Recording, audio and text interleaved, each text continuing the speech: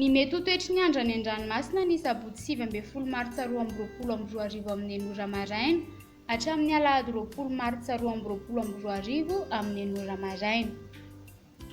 Ho amin'ny morontsiraka Atsinanana, misy ny fampitandremana mahakasika ny fahabetsahana sakorana sy alon-drano vaventy. Cap d'Ambre hatrany Capeste, anorana tandrifin-drahona amin'ny tsitokotoko. Ho avy avaratra na avaratra andrefana andrivotra ka ho sivy hatramin'ny 90 km isan'ora. Raha tratra 20 hatramin'ny 70 km isan'ora ny avaratra Isambava. Adiny Mpanonja an-dranomasina, ahavon'ny onja manodidina indray faingo 2 metatra. Capeste hatrany Mahanoro, anoram-baratra mety ho betsaka indraindray.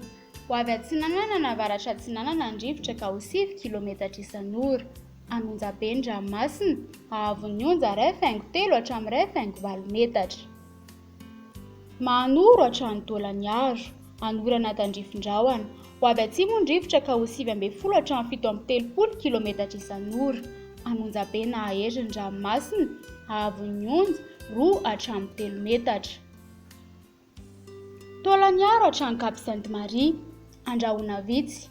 Ho avy atsimo ny rivotra amin'ny ankapobeny ka ho 9 hatramin'ny 20 km isan'ora.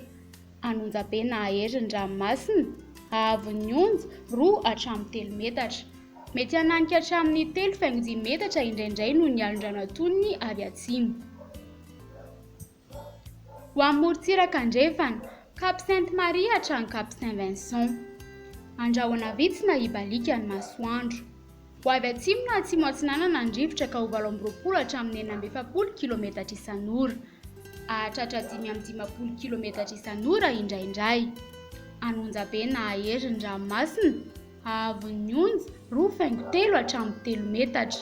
Ahatratra 3,5 metatra indraindray noho ny alon-drano antonony avy atsimo. Cap Saint-Vincent hatrany Cap Saint-André, anorana tandrifin-drahona vitsy. Ho avy atsimo ny rivotra ny atsimo morondava ka ho 20 hatramin'ny 17 km isan'ora. Iovaova kosa ny akapa ka handidina ny 9 hatramin'ny 9 km isan'ora. Adiny Mpanonja na Anonjabe ny ranomasina, ahavon'ny onja ho latsaky ny 2,5 metatra. Ahery manakaiky an Cap Saint-Vincent ka ho 2 hatramin'ny 3 metatra. Cap Saint-André hatrany Analalava, anoram-baratra. Ho avy andrefana na avaratra andrefana andrivotra ka ho 9 hatramin'ny 20 km isan'ora. Ho tony ny ranomasina, ahavon'ny onja latsaky ny 8,5 metatra. Anonjabe ny ranomasina manodidina ny 2,5 metatra natoram-baratra. Analalava hatrany Cap d'Ambre, anorana tandrifin-drahona vitsy.